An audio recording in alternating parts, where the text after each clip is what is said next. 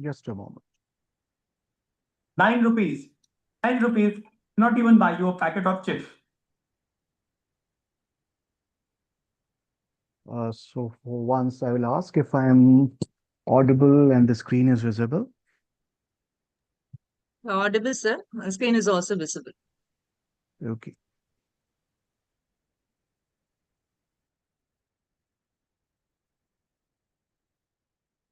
Okay, so let's start the topic for today. I've been listening for a few days now. This has been a wonderful international FDP program where we are talking about generative AI and how generative AI is helping us in shaping research and innovation. So we are going to continue what we have been listening for past few days and look into some new things. I'm Dr. Aitram Raza Khan representing Jamia Hamdard, and my topic, as was mentioned, is how generative AI is helpful in innovative research. So we are going to be talking about this. First part of the presentation is easier part of presentation, which is some interactive and visually beautiful slides are there. And then the second part of it, we will move into more serious kind of a thing, how we can generate literature review, how we can do citations, how we can use Mendeley and all. So we'll be using this topic for today. 2 hours we are together, and I'll try to keep it very simple so that every one of us understands what we are looking for today in today's topic. So generative AI in research and innovation. So agenda for today is the introduction, the evolution of AI in research, how artificial intelligence has started right from the Turing test that Alan Turing conducted in 1980s. Since then, AI has been there. Tools and applications, ethical considerations, future trends, and opportunities that are there before us. So, introducing generative AI. Generative AI is a branch of artificial intelligence capable of creating new content, including text. Text can contain articles, it can contain our literature review, essays, scripts, or the short programs that we are making. Images, generative AI can create images for us. Images can be for artwork, it can be the designs and the visualizations that we are using in our daily life. Um, Generative AI can also help us to create new contents like audio and video. So, music, speech synthesis, animations, they can all be created if we are using generative AI. We'll see how we create it. As I said, I'll keep it very simple. And this generative AI is a new term and it's being used. And our students are basically using generative AI a lot now. The use of ChatGPT, the use of LLM machines. So hackers are also making use of it. We'll try to understand the hacker's mind also. So generative AI, as you see on the screen, is branch of artificial intelligence capable of creating new content. So from the old content that we have, if we can create a new content like text, images, audio, and video, so that will be the use of generative AI. We'll see how it will help us. So what would be the key features of generative AI? Number one, pattern recognition and learning. Pattern recognition is understanding the patterns, classifying the patterns, and then learning from them. So, harnessing vast databases to identify intricate patterns and underlying structures, enabling intelligent and context aware outputs. So, if you have worked on AI, those who are from computer science or have been working peer to peer with other streams on these projects, we have the data sets. So, we have data sets and then we have AI algorithms with us. AI algorithms, as we look into our slides over the next 2 hours, The algorithms like for random forest, naive Bayes, decision trees, deep learning, CNN, RNN. So those would be the algorithms that we have, AI algorithms. So we have the data sets. The data sets, so we all know that we can download data sets from the Kaggle. Kaggle is one of the websites, or we can go to a hospital, we can go to a business center, we can go to a banking if I want to make something for a bank. So if we go there, we will have data sets. So if we have the data in form of data sets, then we have AI algorithms, and AI algorithms will give us accuracy of data, will give us accurate results. So the part here is accurate results. And the best part about AI is AI can work on thousands and thousands and lakhs of records. So humans, if they were to work on that same data, they would take time, but AI algorithms will not take that time. So they will do it in a split of seconds and all. The results will be there for you. So faster work, accurate work, that is the first thing that AI is famous for. So pattern recognition and learning, harnessing vast data sets to identify, integrate patterns and underlying structures, enabling intelligent and context aware outputs. Then, secondly, creative and problem solving abilities simulates human like creativity, offering innovative solutions, and generating original content tailored to diverse needs. Then, versatile applications powers advancement across multiple domains, including research, education, creative industry, healthcare, and beyond.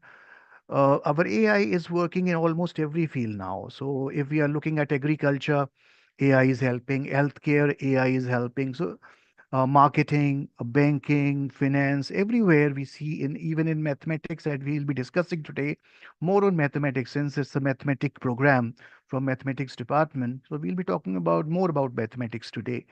So these are the key features as we are looking versatile applications, multimodal content generation.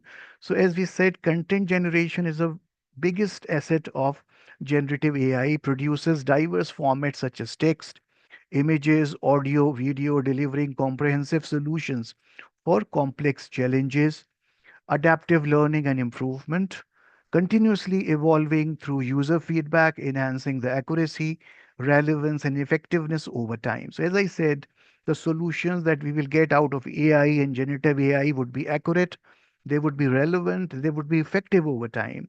So, we'll be discussing one by one and we'll look at case studies also. So the question here is why is generative AI important for research and innovation? As is the slogan of our Honorable Prime Minister, Jai Anusandhan and Jai Innovation. So we are talking about generative AI and its role for research and innovation. So automates tedious tasks, simplifies processes like literature reviews, data analysis, report writing, saving time for critical research. So if you look into this, we are all making use of generative AI. We are all making use of ChatGPT. It's not a taboo using that. But the part here is it simplifies a process, will give you uh, time to work on other things as it is written there in the last line. You see, it simplifies the processes like literature review. It will help you write a quicker literature review than accurate literature review, as we see data analysis and report writing, saving time for critical research. So you can work on your actual experiments, and AI, generative AI, will help you with the literature reviews and hypothesis designing and all. So it automates tedious tasks. So the tedious task, the task which takes time, will be made easier with the use of generative AI. Enhances data processing, so, as we see, handles large data sets efficiently, uncovering patterns and insights quickly. So, this is the strength of AI. Generative AI, as you say, enhances data processing.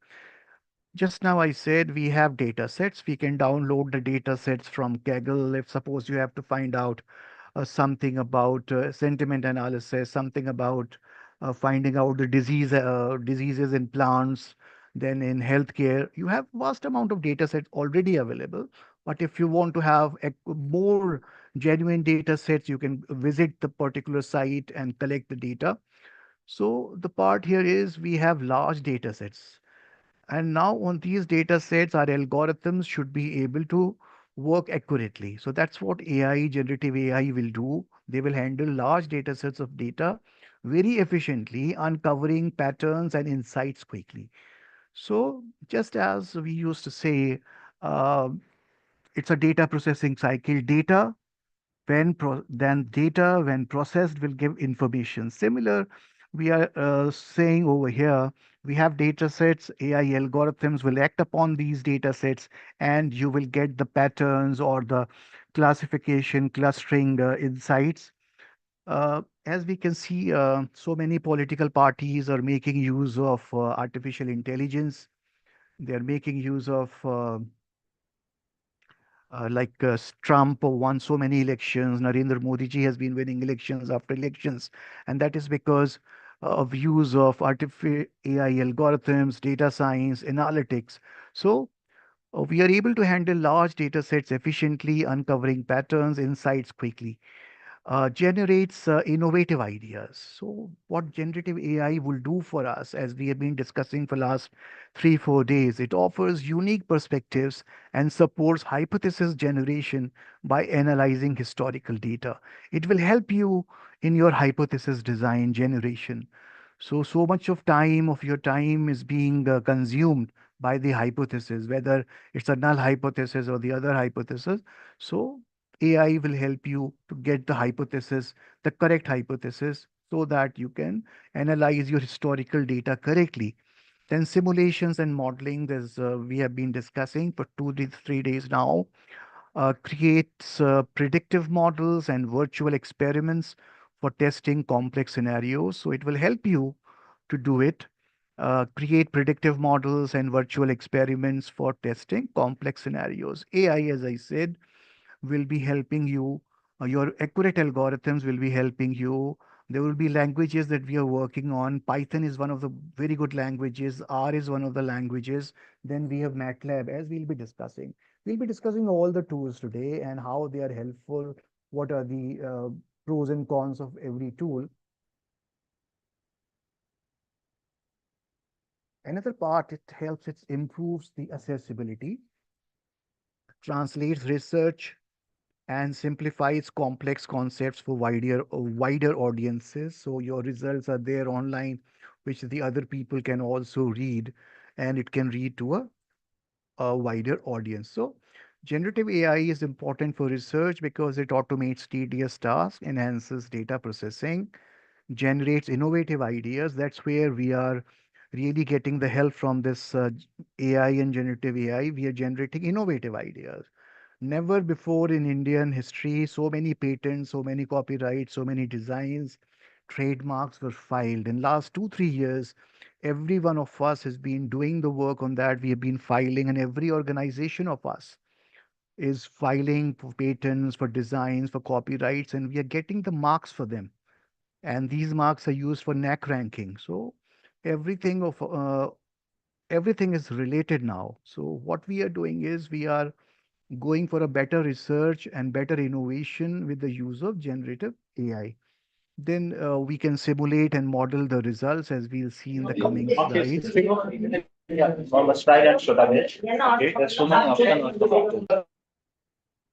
Someone's mic is on. I would request to please mute the mic. Sir, please continue. Yes, sir, you can proceed, sir. Muted, sir. Okay, just a minute. So coming back, why is generative AI important for research? It personalizes research insights.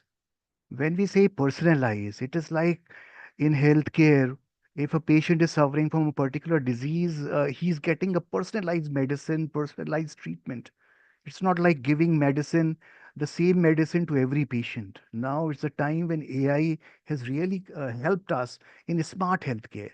So whenever we add the word smart to it, it means that we are giving personalized solutions, better solutions. So personalized research insights, customizes recommendations and literature curation for a specific research need, as we'll be discussing. It personalizes the research insights.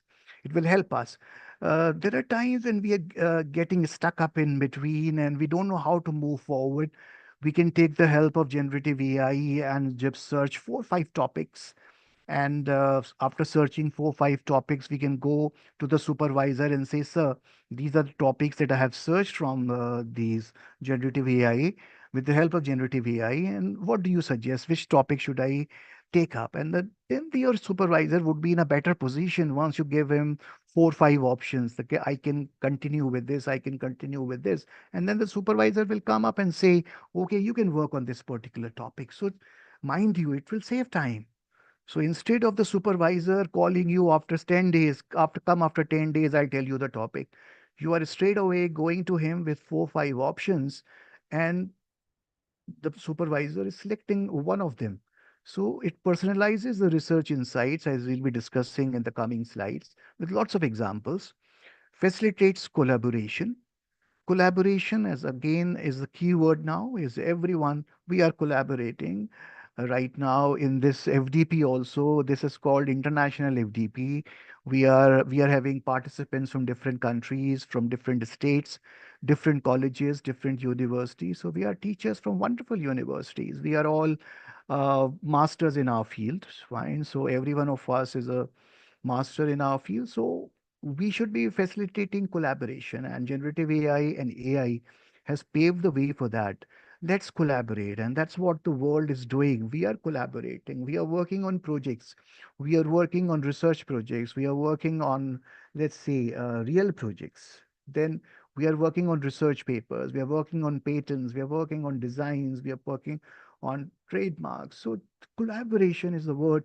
Like you'd find, if anyone, we have the habit of, as soon as we get the certificate, we'll put that certificate on the social media. And once you see the certificate on the social media, just see that participants, the name of the participants would all be very diverse.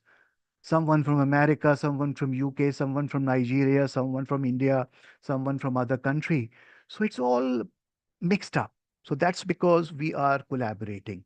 So generative AI has made us facilitate collaboration part, enhances teamwork with AI powered tools for real time analysis and content creation. Because we are able to save time because of real time analysis and content creation, we can focus on the collaboration aspect. We can search for people of our interest. Like we are all on LinkedIn.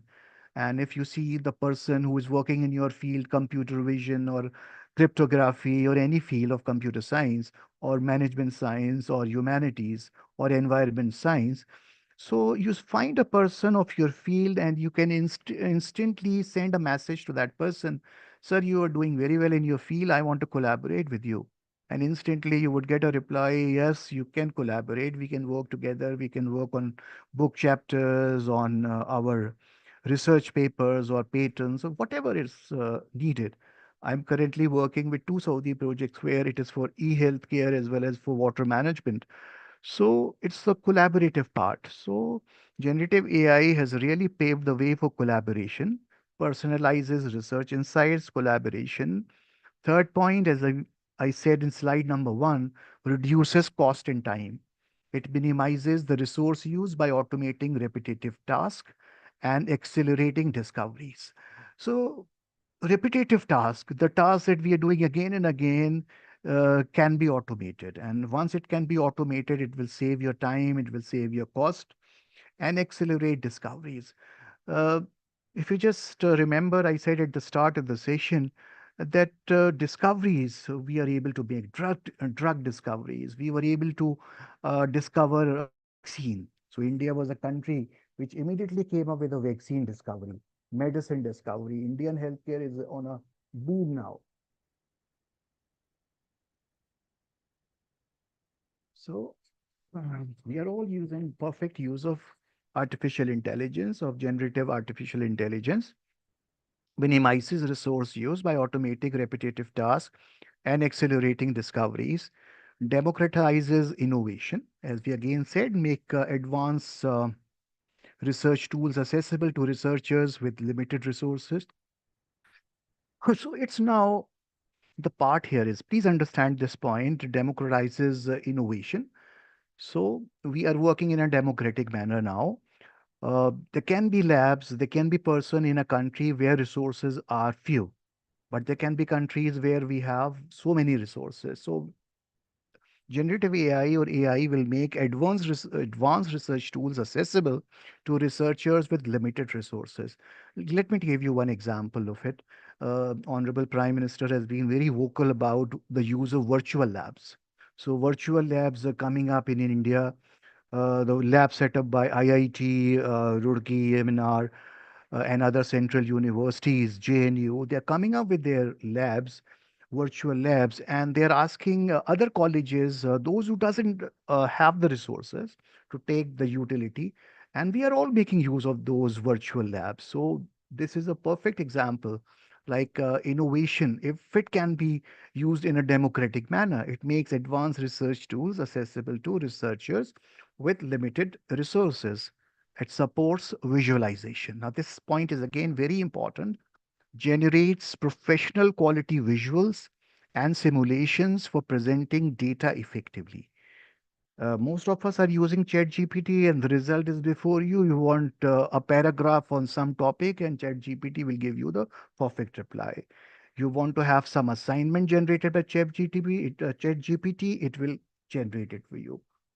Towards the end, I'll talk about the drawbacks also, about the dangers also. But right now, we are talking about the importance of generative AI. So, the importance here is instead of wasting your time on the repetitive task, if you can work on critical research work, and then AI helps you to generate the literature review, then to make some documentation, visualization. If AI helps you, then it is perfect.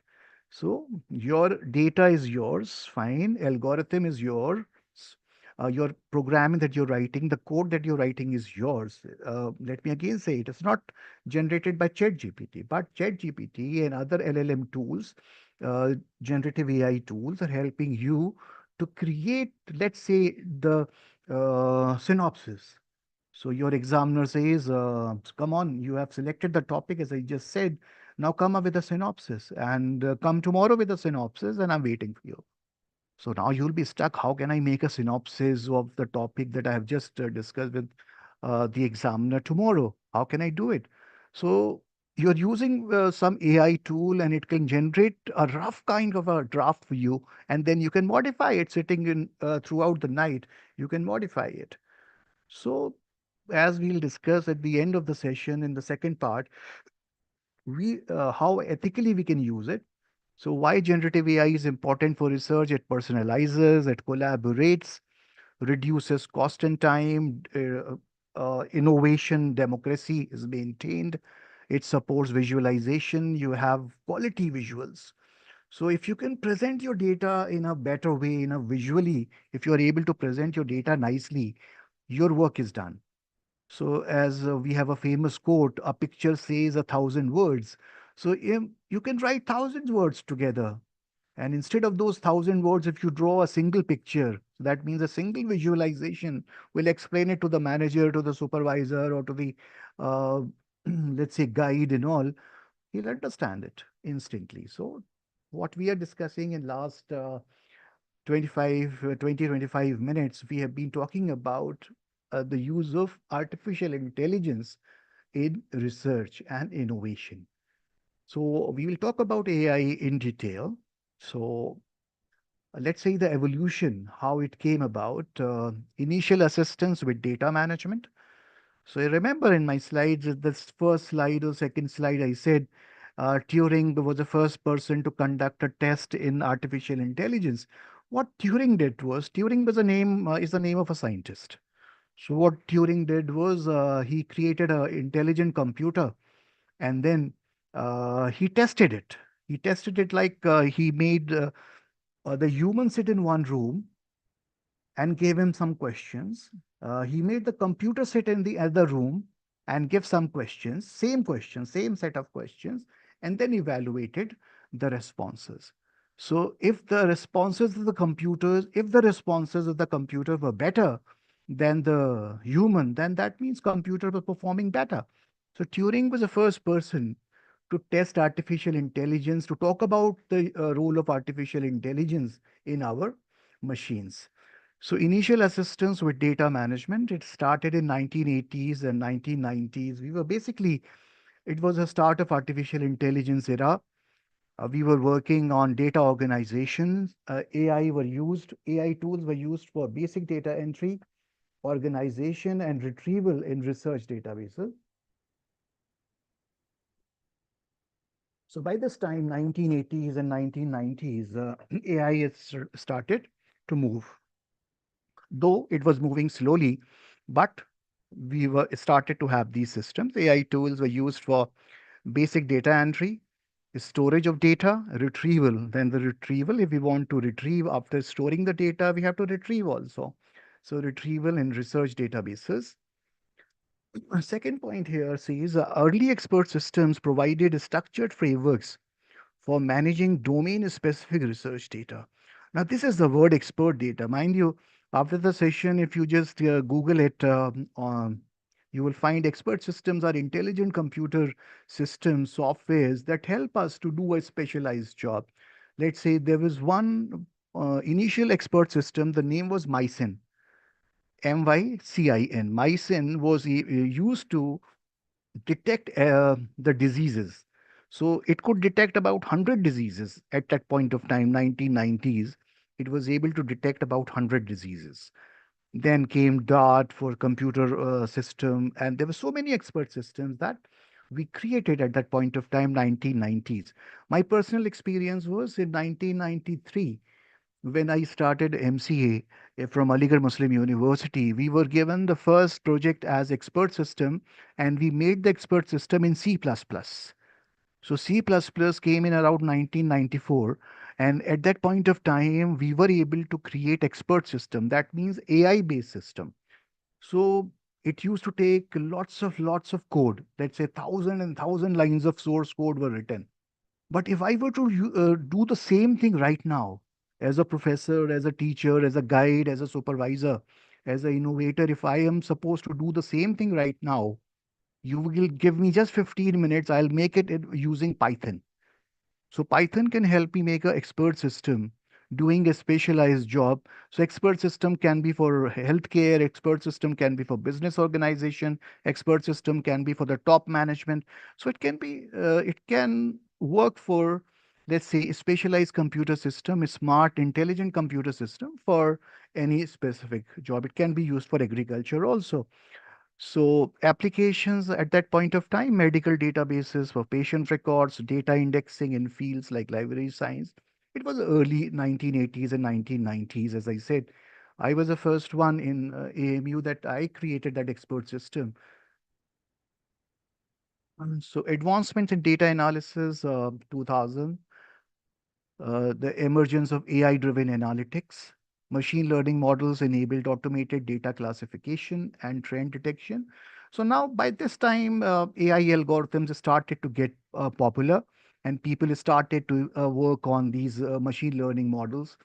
If you are from mathematics side or for computer science, you would understand that you're working on statistical tools, mean, median, mode, regression, correlation, and then different binomial distribution and all kind of work that you can do with stats, you can do with in Python also.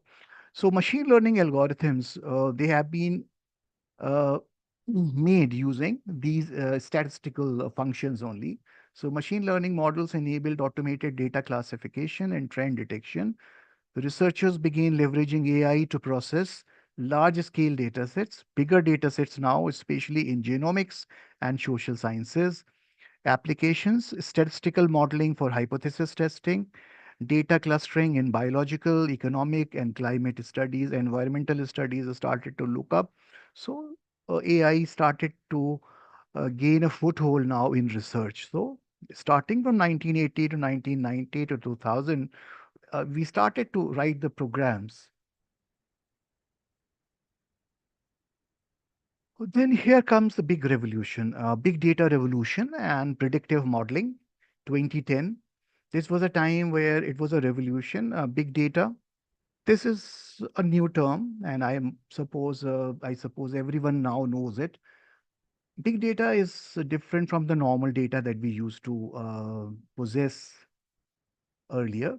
So when I was doing my MCA, as I said, I used to have a floppy drive of 1.4 MB, a small floppy drive, and I was happy with it. All my computer programs, all my lab assignments, my teacher given programs or a project were on that single, or it can be, we used to get a set of 10 CDs. So our work was done. Then we started having pen drives. Then even pen drives started to get used up. So we started having those external drives, and external drives also were not feasible to carry everywhere. So we all understand at this point of time, we all are making use of cloud. So big data and cloud computing. Now the things, as I said, this is basically the race against time, and it's basically technology is running very fast. So every now and then technology changes. So right now what we are doing is big data revolution is started. Let me just take this and come to what we are doing right now. So big data revolution and predictive modeling started in 2010. AI integration with big data. Now you would say, sir, what is big data? Big data is the data coming from social media. So you have so much of data on the social media, on your Facebook, on your Twitter, on LinkedIn, and other social media, then for movie sites and all. So big data is coming at you in a great speed. So big data is coming with a great speed. It has velocity, it has variety, it has veracity. So big data is a new challenge where we have vast amount of data. So AI started to have even bigger hold of things now, as we will see. AI integration with big data. AI algorithm became essential for handling the vast amount of research data generated by IoT and digital records. Now, this is the era, as we said, of converging technology. So one technology, if you are mastering, it's not sufficient. So it's like, you see, we are talking about so many things today. AI, we are talking about data analytics, we are talking about data science, we are talking about IoT devices, because there will be so many healthcare devices which are using IoT. There will be so many devices using, every one of us is using a smartwatch right now. So smartwatch is having sensors. Our BP, blood pressure can be monitored, our heart rate can be monitored. So AI algorithms became essential for handling vast amount of data because the data was coming at a big speed, great speed, and the data is of variety. One format is different, other format is different. So AI algorithms will be used for this. Predictive analytics transformed experimental planning and forecasting.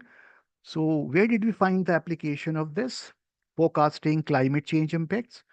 So every now and then you see, if you are using a smart mobile phone, you will see every now and then the contents changes on your mobile.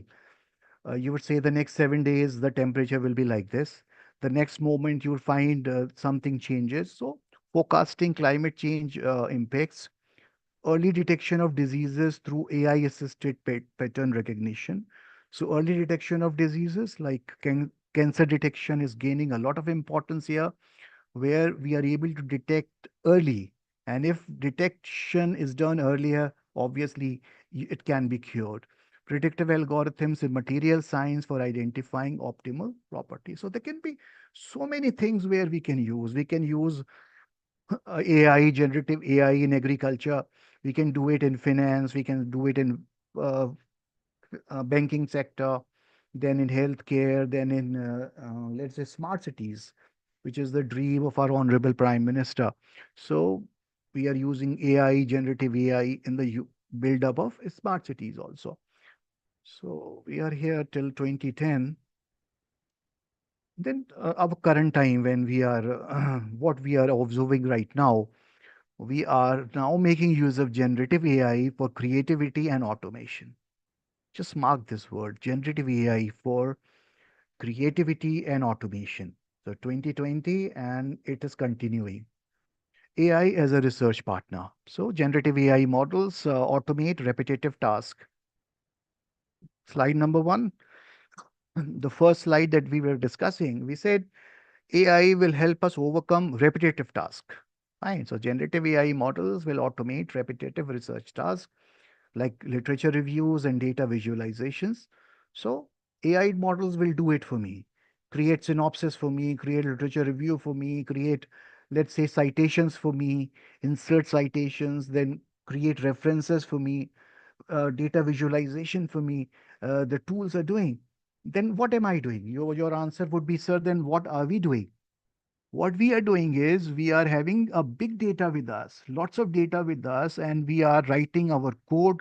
We are solving it through mathematics. Those who are from mathematics background, they'll be using the theorems, their hypotheses, their postulates you will be using, and you will be solving that. So that main part takes about 2 years, 3 years. You're just involved in that work, and then you find that your time is running out. You have to submit the thesis. So, in your thesis generation, in literature, every part of it, generative AI will be very helpful. It goes in sequence. Like I'm not saying it will go, as I said, you go to the supervisor with the topics, 4, 5 topics. Supervisor selects one of the topic and ask you to proceed. Then you go up with a synopsis. Then you go with the literature review. Then you write a literature review paper. You write a very good review paper, then publish it in some conference or a journal, and then you get the confidence. So AI is here to help you with that. Generative AI models will automate repetitive research tasks like literature reviews and visualizations. AI assist in ideation, AI assistant ideations, new ideas. Now, the ideas that we are searching through books. So we were reading. Initially, you would say, sir, when there were no computers, how were we doing research then? So we were running from one library to the other, in one city to the other. We were running from Delhi to Bangalore or to Bangalore to some other city where you'd find that you have better books and better research work published. And mind you, this was done by the people.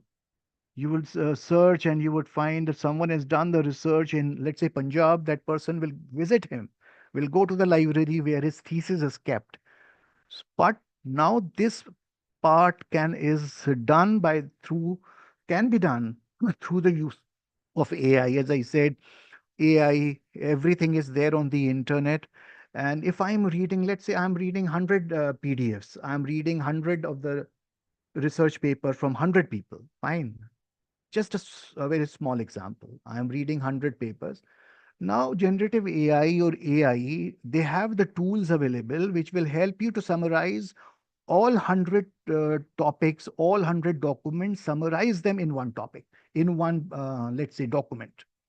So, 100 documents summarized in one document, and that is easy for you to read. Otherwise, you would have gone to 100 different papers, just marked everything, written, and then the same thing now is being done with the help of AI. So AI is helping you. A very simple example, lawyers are really saying that they are really getting the help from generative AI, from AI, in reading through the past history of the cases. So how many history cases they can read manually, but if they can read it through the system, it's really helping. So the doctors are saying, yes, we are getting the help. Lawyers are saying, professors are saying, yes, we are taking the help. And it's the thing that is really moving forward. So what would be the applications then? Content generation. It's not like content generation that we were just making some video and just playing it on Instagram and all. We are generating worthwhile content, writing abstracts, as I said, writing summaries, writing project proposals. Now, there are so many proposals that we teachers from different universities are submitting to, let's say, SERB or DST or other universities. They're asking for project proposals.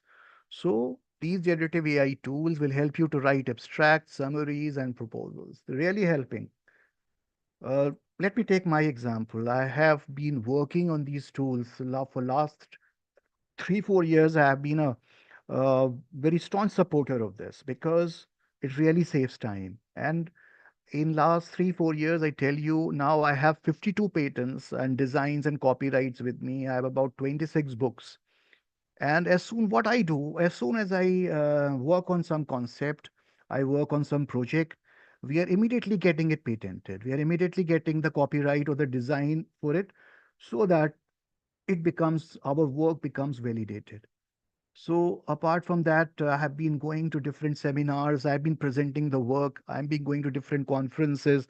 Let's say FDPs I've been taking regularly. I'm taking Atal FDPs. I'm taking it for HRDC, AMU, Sominipat, JNK. Everywhere I'm taking the session. So I'm validating the information. So part here is work hard on the research part. And once your topic is done, just have the courage to present it at a larger scale. So that larger scale will always come with the first paper. When you publish, you're always nervous. Publish it in some conference. Once you get through that, go for journals and all. Uh, I'll discuss more about my personal experiences. Then application data augmentation is one term. Simulating data for unpresented research scenarios. There can be scenarios which you have never seen, but data can be augmented using artificial intelligence. We'll see in the coming slides. Modeling and prediction. Tools like AlphaFold predicting protein structures, revolutionizing bio. Then there are tools which are revolutionizing chemistry, then mathematics, as we'll be discussing in the second part of the session. So this is where we are moving in terms of artificial intelligence. Artificial intelligence, if I were to summarize last 50 minutes, we are talking about computers made intelligent. If the computer can think as a human, we would say artificial intelligence is there. So tools and applications of AI in research, we can have automation and writing, literature review and discovery, data analysis, modeling, and it's all helping. You just go to any, I'll be discussing about the tools now, and you just go to that tool, the website of that tool, and you'll find it is very interactive and it is very easy to operate the tools. So you can really take the help of them. So there are tools for automation and writing. There are tools for literature review and discovery. There are tools for data analysis, modeling. There are tools for visualization, simulation, as we'll just see. And there are tools for collaboration and reference management. Icon that is visible is Mendeley. So we'll be discussing that. So let us discuss about it. So tools for automation and writing in research. ChatGPT, as I said, is one very good option. And your students are coming up with the assignments from ChatGPT. Uh, it's better part here is just advocate them that they should take the help, but they should write it in their own language. They should write in with their own variables, own set of programming. Shouldn't be copied like, and the teacher can very easily make out whether it is copied or not, because we have that sixth sense where teachers can detect it is done from there. Come up with your own replies now. Come up with your own answers. We'll be discussing about that. So ChatGPT is one of the tool for automation and writing. Advanced AI chatbot developed by OpenAI. OpenAI is the company designed to understand and generate human-like text, ideal from brainstorming, drafting, and refining research content. As I said, I go to the supervisor with 4 5 topics. So ChatGPT can always suggest you the topics, and it can suggest you synopsis. So key features generates high quality text for introductions, abstract summaries, helps in creating outlines and developing ideas. Research related questions with a focus on context and clarity. Now, whenever we go for the research part, first what we have to do is we have to find out the drawbacks in the existing systems. And once you are able to find out the drawbacks in that existing system, then you can give your research objectives. So what are the research gaps? Now comes your research objectives. So you can have 4 5 research objectives in your thesis, like research objective one to calculate this, two to calculate this, three to demonstrate this. So that is where this is really going to give you some idea, rough idea, and that rough idea can be used. applications in research, drafting research papers, proposals, or funding applications. As I just said, DST, SERB, and other government organizations, they're coming up with projects. So you can take the help of ChatGPT to write your funded applications. It will give you the rough part of it, rough draft, and then you can modify your. Obviously, your data has to be yours to get it approved. So brainstorming potential research questions or hypothesis. So this is going to help you with hypothesis also. Then Hyperwrite, just go to this site. This is a very simple site. As I used it, I have been using this Hyperwrite, an AI-powered writing assistant that specializes in generating and refining written content, known for its personalized writing suggestions. What happens? Hyperwrite, once you open hyperwrite.com, it will say, "What search? What are you searching for?" I said, "I'm searching for a synopsis for my smart healthcare." It will give me the synopsis of it. Fine. You say, "I want the research funding, some rough draft for that." It will give you that. So Hyperwrite is one of the best tools that I have seen. It really is being used in research, refining language and improving sentence structure, crafting polished drafts of paper, generating alternative phrasing. So these presentations will be passed on to Mehir Chansar. He'll pass it on to you. So you can go through them very minutely after that, and you'll find that these are the tools which are really helping us. Hyperwrite, ChatGPT, Hyperwrite, then Grammarly we are all using because to find to give our language a better layout. So this overview you'll find. I'll take up the questions towards the end. I'm not going into the chat in between. You can put your question in the chat box in between. So last 10 minutes, 15 minutes we'll keep for question answer session. So Grammarly we are all using. It comes in with AI plugins, a widely used tool that combines grammar checking with advanced AI capabilities, ensures error-free and professional quality research quality paper. So good English. Key features: real-time grammar and style correction tailored for academic writing. Plagiarism detection to ensure originality in research content. It will give you the report also. Then application and research, proofreading research papers, ensuring compliance with publication standards, enhancing readability. So again, summarizing, ChatGPT, I said Hyperwrite, I said Grammarly. These are the tools we are using in research. Then another, this is a tool now for literature review and discovery. So literature review and discovery, the best tool that I have found. I'm discussing what I have been doing. Fine. So you will find a lot of tools there on the internet.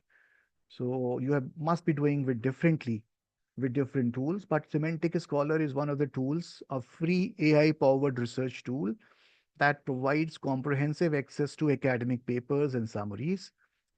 Key features highlights key phrases, influential citations, and related topics for a paper. Offers a summary of papers to quickly grasp main findings, AI-driven recommendations for similar or related articles. So then it will suggest that you're working on this topic, you can find more in this document. So Semantic Scholar is finding applications in research, quickly identifying relevant literature for a specific topic, and every now and then we should be writing 20, 30 references at the end and then cite it. So this tool is really helping Semantic Scholar understanding the impact of a paper through citation mapping, discovering new connections between existing research. So literature review, this is one of the part of your research which is really important. A good literature review done is half task done. If you are able to read 100 papers, if you are able to review 100 papers and come out with the drawback of all of them, and then you can summarize them in one table, and you can write a research paper for that, I would suggest that your 100% job is done. 50% part of it is done, then it is only now left to find out the research objectives now. Okay, this has been done. Now I want to work on this same topic and I want to do something extra like this. Research one, objective one, RO2, RO3, RO4, and so on. So these are the tools for literature review. I'll pass on the slides. Then another literature review and discovery tool. We are all using it. Let me tell you, we are using them in tits and bits. So whenever we need, we are using them. But if we make a habit out of it, I tell you, it will really help. Research Rabbit overview, a modern tool designed for exploring and visualizing research connections through interactive graphs. Key features create visual maps of related papers and authors. So it will create the visual map of related papers, help track trends and emerging topics in specific research areas, enable saving and sharing collections of research articles. If it finds application in research, exploring the relationships between various studies, building a personalized collection of essential papers. So it will help you. Like if I can, from 100 papers, if I can just come down to 50 papers. Now, these are related to my paper. So Research Rabbit will help you that these 50 papers can help you in the future course of action. Collaborative research, literature curation with peers, as I said, collaboration. Then another tool for literature review and discovery, Consensus. Consensus again is a very important tool, an AI-powered tool designed to extract evidence-based answers directly from academic research, ideal for quick summarizing what research says about a specific question. So there are times when we are running out of time, we don't have too much time, it can be really used. Consensus can be used. So consensus is going to give you extract the evidence-based answers. So it is going to give you the answer and then it will say, I am testifying because of this. Key features allows users to input specific questions and generate summaries based on academic papers. So just as in Hyperwrite, I said, I go to the consensus site website, and then I'd say, it will immediately ask me from the consensus website, it will immediately ask you, what are you looking for? Then I will say, I have a confusion in this. I want a reply on this question. And then it will give me the summary based on academic papers. So application in research is really finding a very high use of consensus in research, quickly understanding the prevailing evidence on controversial or emerging topic, identifying papers with a strong consensus for citations or references, pinpointing gaps or disagreement in current research for further exploration. So if your topic is quite, let's say, challenging, this consensus tool is really going to help you. So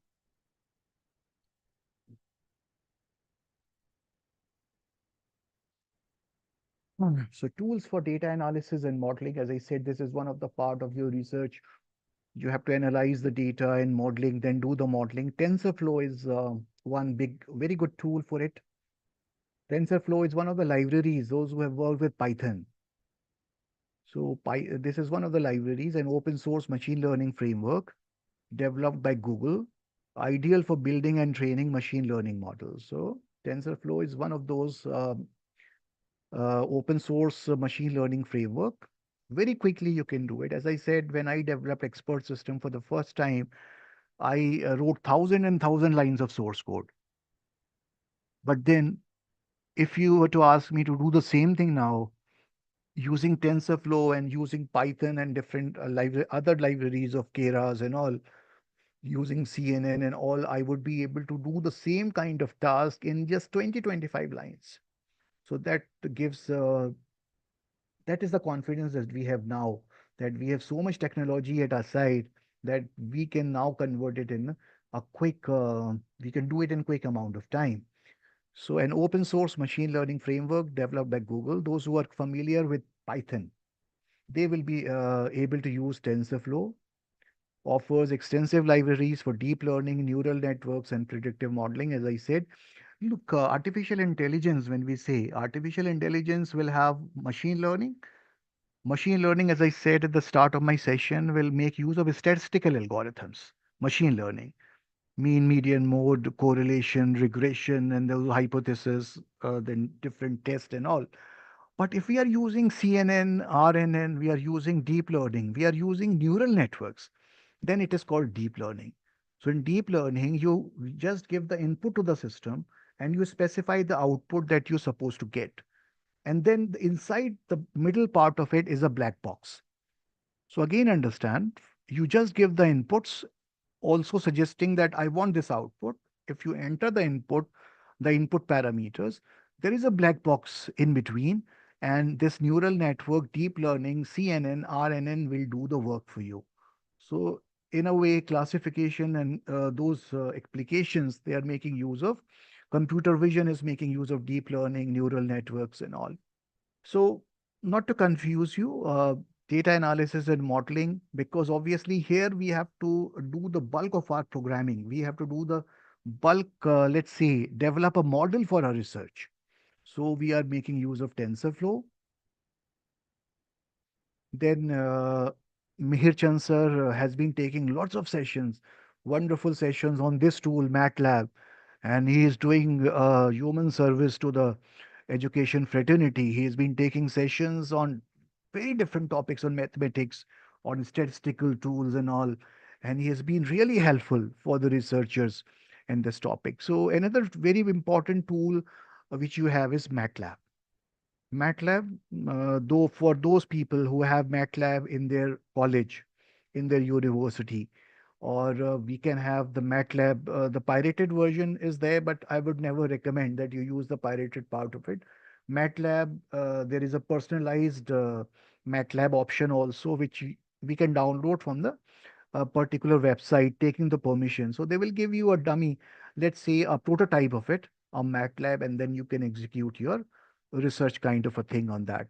So high level programming platform widely used for numerical computing, data visualization, modeling. So when I was doing MTech from Indraprasth University, I was basically working on MATLAB only. So MATLAB is a wonderful tool for writing the code, for writing the analysis, doing the analysis and modeling, and then coming up with visualizations and all. So MATLAB is one tool. So if I summarize, the last tool we said was TensorFlow. The MATLAB is another data analysis tool. Another data analysis and modeling tool, RapidMiner. Just read this line. I'm finding there are chat messages are increasing. That means there are some questions being put up there. I'll take towards the end. Okay, so RapidMiner, no code data science platform, or no code. And remind you, no code means there would be no coding involved. So no code data science platform designed for predictive analytics and machine learning. So here you're doing predictive analytics with the help of machine learning algorithms. Though RapidMiner is one very good tool for it. Key features, drag and drop interface for building models without programming skills. Just as you are using Windows, just as you can drag and drop, just a moment.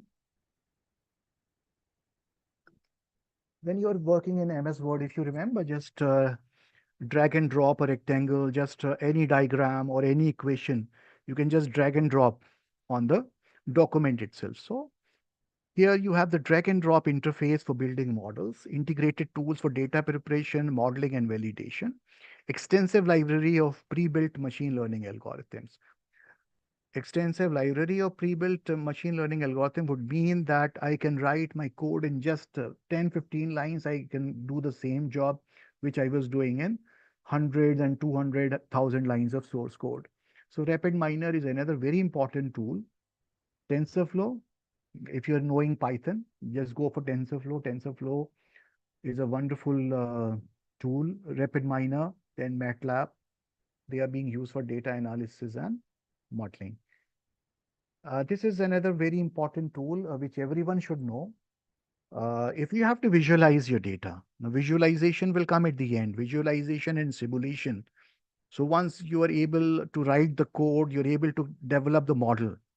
Now you need to visualize the results. You need to draw a histogram, you need to draw a bar diagram, you need to draw a pie chart, you need to draw different kinds of charts. So one of the tools for visualization and simulation here is Tableau. So Tableau is one of those powerful and intuitive tool for creating interactive data visualizations and dashboards. So using the dashboards, if you're able to design the dashboard properly, this is really going to be very interesting. So drag and drop interface for designing charts and graphs. It's, it really looks very beautiful. The dashboard, visualization dashboard that you draw using Tableau and all looks very beautiful. The data is changing every moment. It's since it is in real time, the data changes. Just as you remember, we are looking at IPL matches. One ball goes, the batsman doesn't score for a on a ball, the average changes. So you find immediate changes on the screen. So everything is changing on the screen. Batsman hits a four, a six, everything changes. So the averages changes, the runs changes. So similarly, the graphs also changes dramatically. So powerful and intuitive tool for creating interactive data visualization and dashboards. Applications creating dashboards to present findings in a visually compelling manner, highlighting the trends and patterns in a large data set. So once if you have to present to your management, this is one of the best tools of visualization, Tableau. So I would suggest you always make use of any of these tools which are available. The other tools also we'll discuss. So Tableau is one of those tools. Another one is if you're working on some networking project, NS3 is one of those network simulator. So if you're working on a network project, kind of a thing, studying the performance of networking protocols like TCP, UDP, IPv6, V4, simulating wireless sensor networks, IoT deployments. So if you are doing some project related to visual network simulation, then NS3 is one of the tools.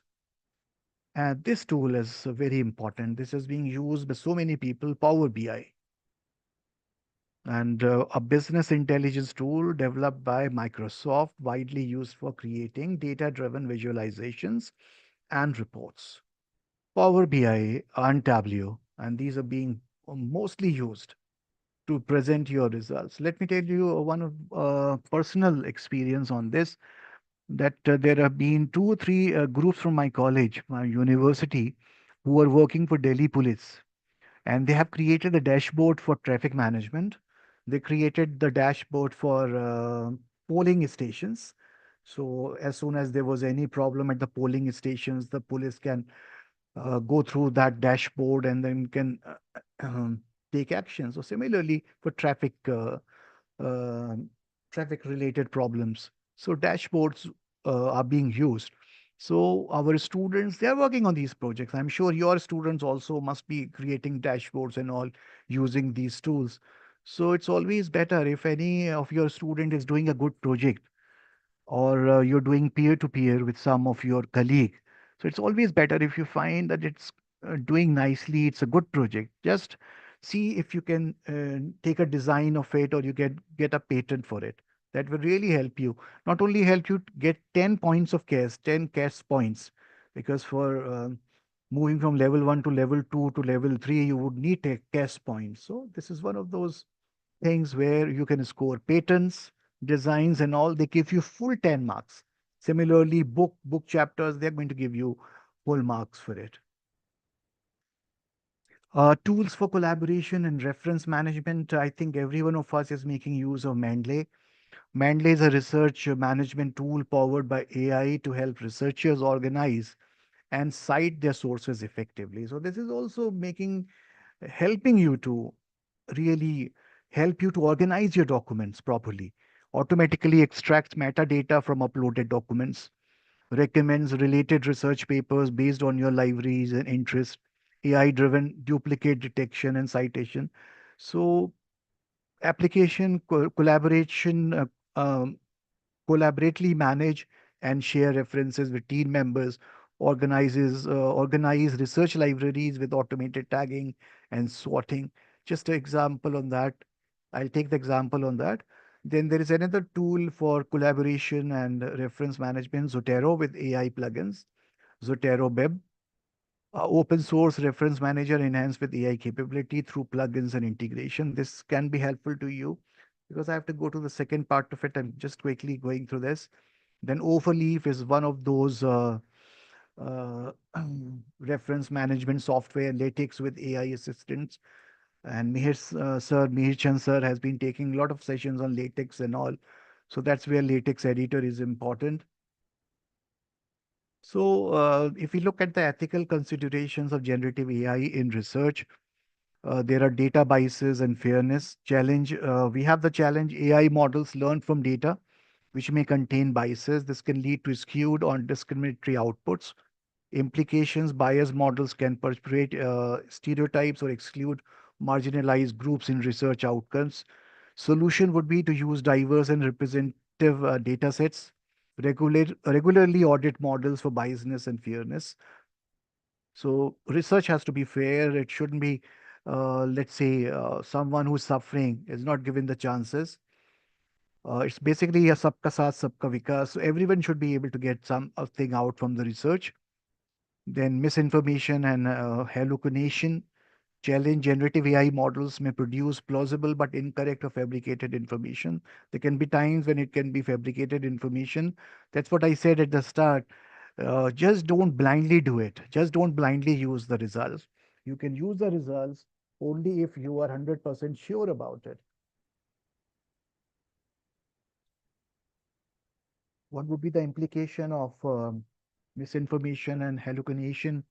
Misinformation can mislead research conclusions or tarnish academic integrity. So if your paper is faces some retraction or all, it would really harm your let's say your good image. So solution would be verify AI generated outputs with trusted sources. As I said, don't blindly do it. Verify AI generated outputs with trusted sources. Implement review mechanisms to validate findings. I tell you in the beginning, once you start writing those literature reviews, then come up with a review paper. Come up with a review paper in one of the conferences, and conferences usually accept your paper. Most of the conferences, they're very good conferences, and they will validate whether your finding is correct or not. And you get a very quick reply. Let's say 15 days, you're able to find whether the work that you are doing is correct or not. So if you just get to know that you are moving in the correct path, I think you will be moving very, let's say confidently you will be moving forward, because there's no point in wasting 3 years of a research and then coming up, oh, what I started was a uh, wrong assumption. The research objectives were not correct. My research gaps that I found were not the correct ones. So the better part here is verify AI generated outputs with trusted sources, implement review mechanisms to validate findings. Plagiarism and originality. AI may generate content similar to existing work, raising concerns about originality and plagiarism. Implication: this can violate academic integrity and IPR laws. What would be the solution? Use plagiarism detection tools to evaluate AI generated content.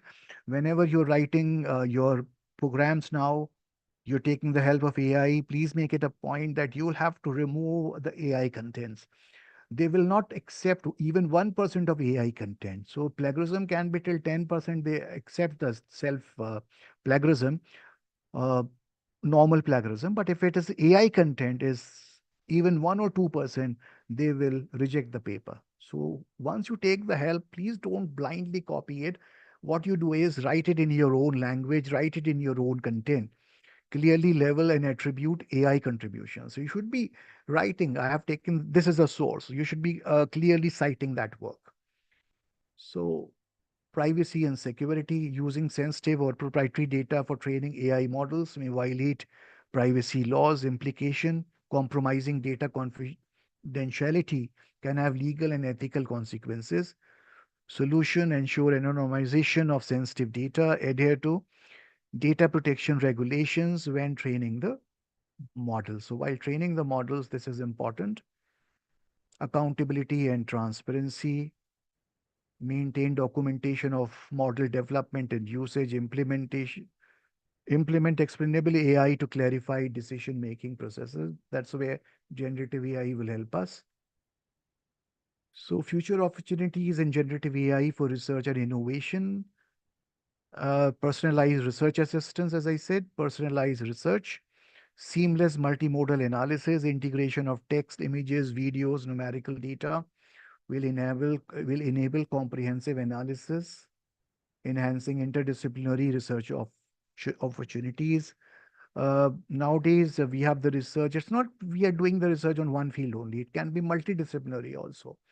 As a computer science person, I may want to work on environment systems. So it's interdisciplinary research can be there. I may want to work on healthcare. I may want to work on biotechnology. So it's a seamless multimodal analysis, accelerated experimentation and simulation.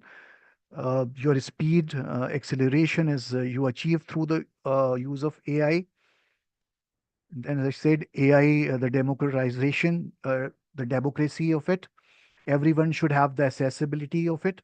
AI powered platforms will become more accessible, empowering researchers from under resourced institutions to participate in advanced research. It's not like only IITs can do it. Even the normal colleges, the small colleges, they can get the opportunities if we are using the democratic way of using AI tools, autonomous research assistant. Future AI systems will conduct AI experiments, analyze results, even propose hypotheses, transforming the research workflow and accelerating innovation. That's what generative AI is helping us with. So we have all been using of Mendeley. Mendeley, as you see, you can bring all of your documents at one place. So then you can use them to cite and all. So quickly review the most recently added reference, stay up to date with the results. So this is one part of it.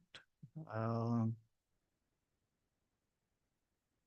I'll just start out with, just give me a minute.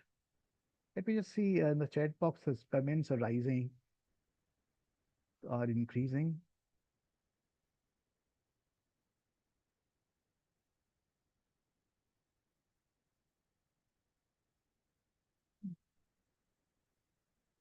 So the questions that they've been basically been talking, I'll discuss live, okay? So the questions have already been covered. Now, just give me a minute and I'll start with the second part of it.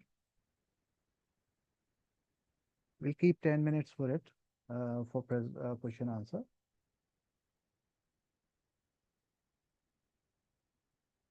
So just a minute.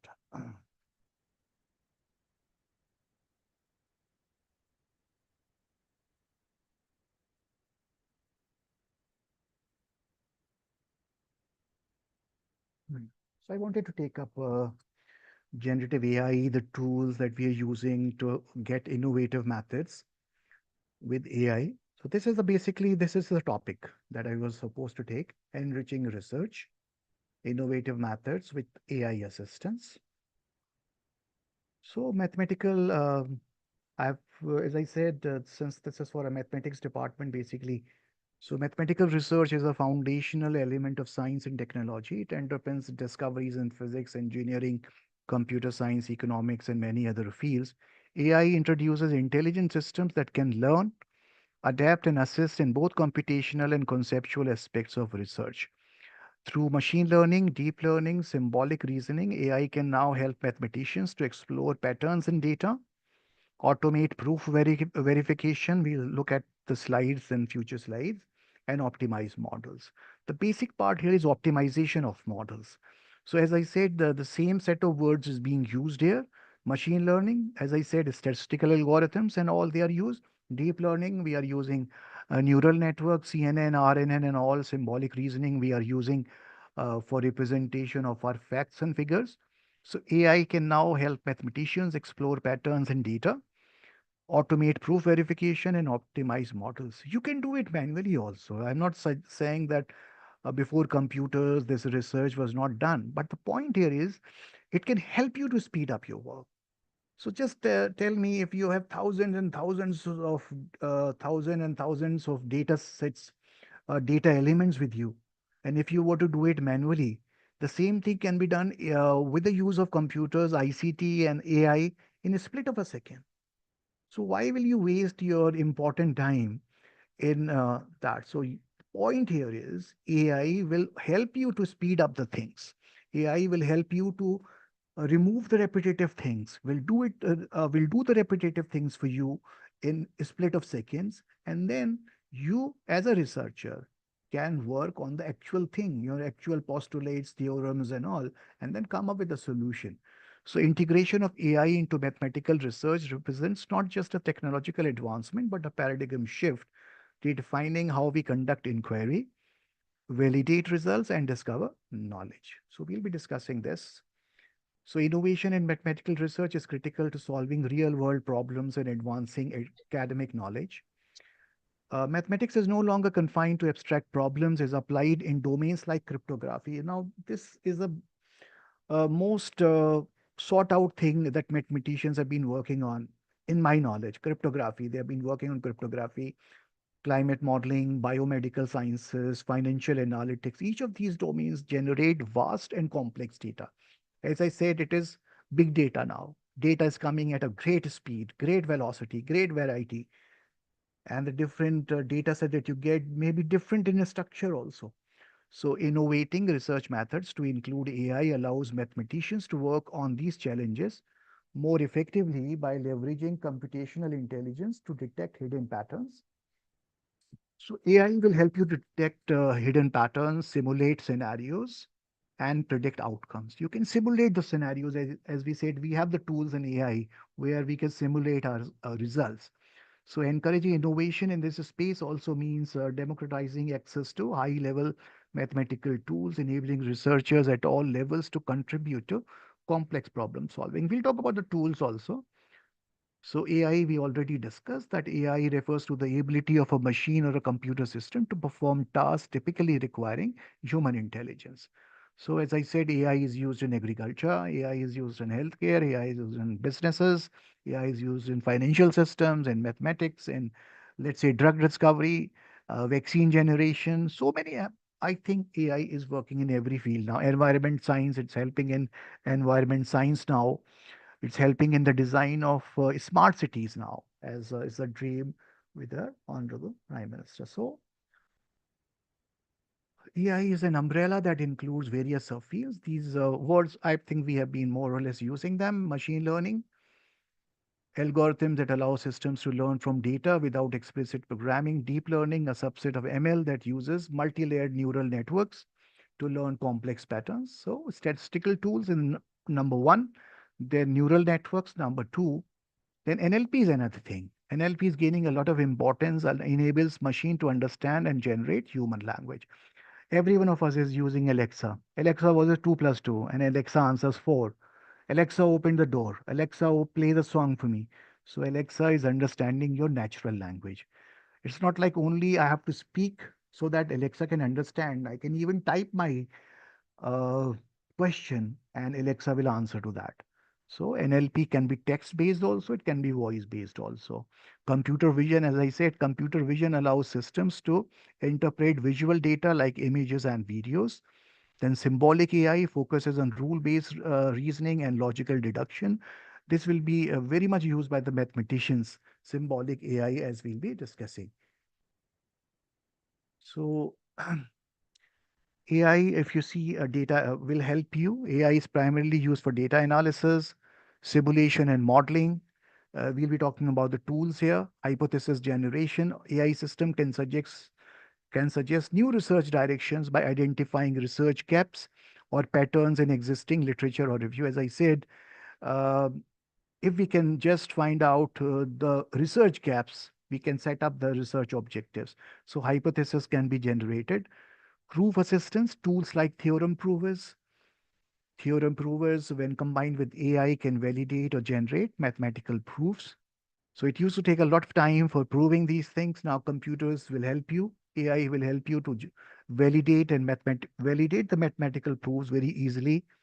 Automated reporting, as you said, AI can produce summaries and visualizations that help researchers understand the results better. So I'll use the uh, key areas where AI is being used. Number theory. As mathematicians, you all must be Talking about number theory, AI is employed to identify patterns among prime numbers, perform large scale numerical computations, explore conjectures, algebra. AI tools help in solving symbolic equations, simplifying expressions, optimizing algebraic structures, especially in computational group theory, geometry. Deep learning, that is the use of neural nets, can identify shapes, perform topological analysis, support computer vision tasks involving geometric transformation. So, all these things that we've been discussing for the last 1.5 hours, machine learning tools, deep learning tools, and they can be used in number theory, in algebra, in geometry, calculus and differential equations, then optimization. Optimization is one field where the most of the work that mathematicians are doing right now is in optimization. So optimization algorithms powered by AI like genetic algorithms, swarm intelligence and reinforcement learning solve high dimensional and non-linear optimization problems in applied mathematics. So a lot of work, a lot of researchers are working on optimization through AI, probability and statistics.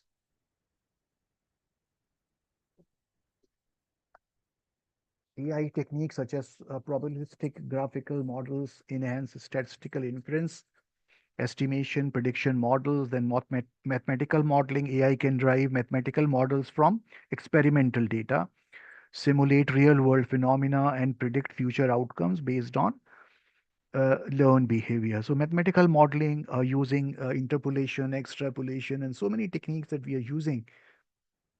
So, machine learning for mathematical modeling, if you see, machine learning is a subfield of AI, is particularly suited for mathematical modeling due to its capability to learn from data. In contrast, the second one, to traditional modeling, which requires the explicit formulation of functions or equations, ML can infer these models from data patterns. That means if you have the data, my AI algorithms will generate the equations for you. Otherwise, you will have to generate those equations yourself based on those data. You keep on doing, you keep on inferring from the data, but that data, that inference can be done in by machine learning tools. This is crucial in cases where underlying laws are complex or unknown. In fields like climate science, epidemiology, economics, machine learning has become indispensable in developing mathematical models that not only fit existing data but also generalize to unseen scenarios. That AI system can work on unseen scenarios also. This is another important point that, well, so we are making use of supervised learning, we are making use of unsupervised learning, neural differential equations. We are making use of symbolic regression. So, machine learning is really helping. Supervised learning used when data has known outputs, such as predicting the outcome of a mathematical function given certain inputs. Algorithms like, if you remember, I said linear regression, decision trees, random forest, neural are commonly used. Unsupervised, you see, applied when data has no leveled outputs, is used for clustering, anomaly detection, and finding latent structures in data sets. Similarly, neural differential equations. Differential equations is a set of mathematical equations. These are hybrid models that combine different equations with neural nets to capture the behavior of a dynamic system, especially when classical models are not working. Symbolic regression, a technique where ML searches for the best fitting mathematical expression. You're talking about curve fitting that models data using symbolic elements rather than black box approximations. So, you being the mathematicians, you can always, what you can do is you can collaborate with peer to peer with the computer person. So, as a mathematician, you can always work with a computer uh, professor, and he will really help you to simulate your results. So advantages of using ML in mathematical modeling would be handling large and noisy data sets effectively, adapts to evolving data streams, minimizes assumptions about the system's structure, learns nonlinear and high dimensional relationships. So these are things, if done manually, will take lots of time, but AI is really helping you do it in a fast manner. So AI can be used in theorem proving. Theorem proving is one of the fields of your mathematics. So benefit of AI in theorem proving is reduces the burden of formalization and verification, explore proof spaces beyond the human reach. जहाँ तक हम सोच नहीं सकते, it can think beyond that, improves the reliability of results via error-free symbolic reasoning. So it can be AI can be used in theorem proving. Major developments, you can see proof assistance with AI integration. Now these are the tools that you have. So you can always Google and have, there's a complete documentation on the internet. And let me tell you, you have Meta and you have Copilot. Every one of us have Copilot and Meta. And once you just type a tool like COQ, HOL Lite, Isabel, and then you get the complete layout of your uh, topic, how it is used, what are the advantages, and even the code is given. If as computer professional you want to look at the code also, the code is also given there. So proof assistant with AI integration, that there are tools like COQ, HUL Lite, Isabel, and Lean are now incorporating AI to suggest lemmas, automate proof steps, and validate entire proofs. Reinforcement learning and neural proof search. AI agents can learn strategies to construct proof by exploring proof trees and selecting logical steps.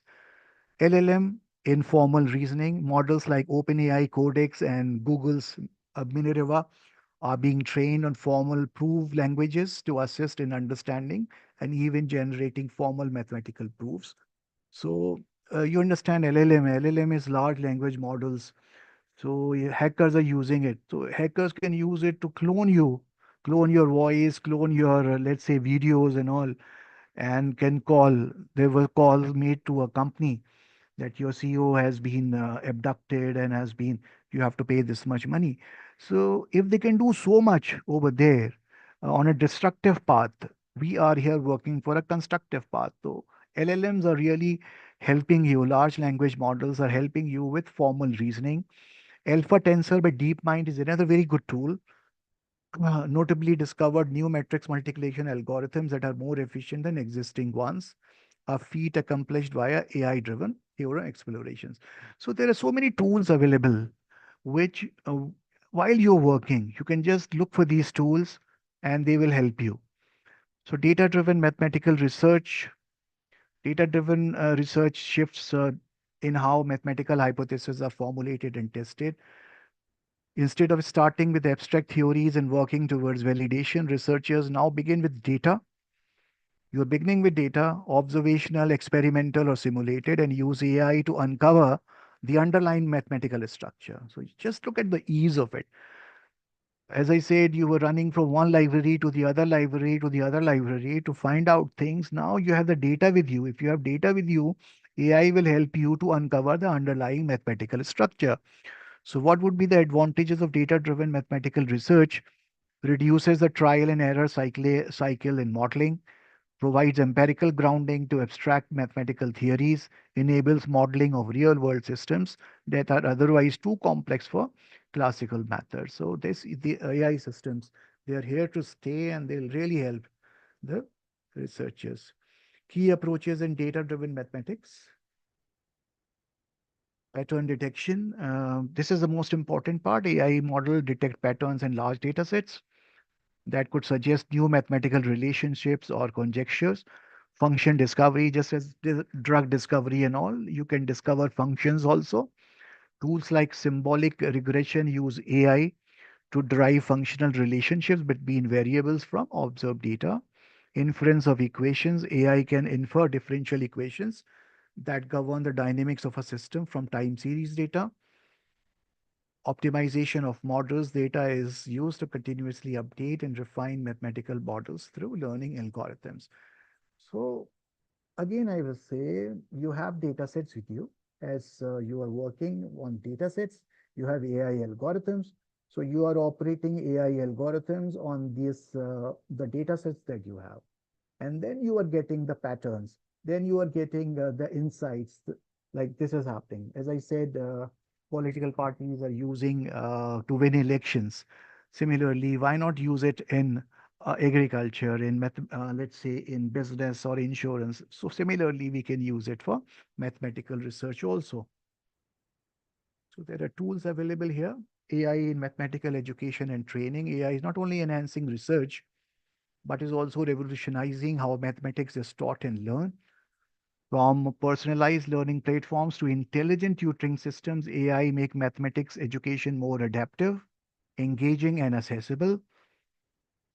Now, the best part about AI is you can learn at your pace. Suppose I'm a slow learner, I'll take 6 months. Suppose my friend is a fast learner, he will take 3 months and take the test and get the certificate. So, from personalized learning platforms to intelligent tutoring systems, AI democratizes access to high quality mathematical education. It allows researchers in training to build a strong foundational knowledge and offers support tools that make advanced topics more approachable. For educators, it's like a virtual assistant to enhance curriculum delivery and evaluation.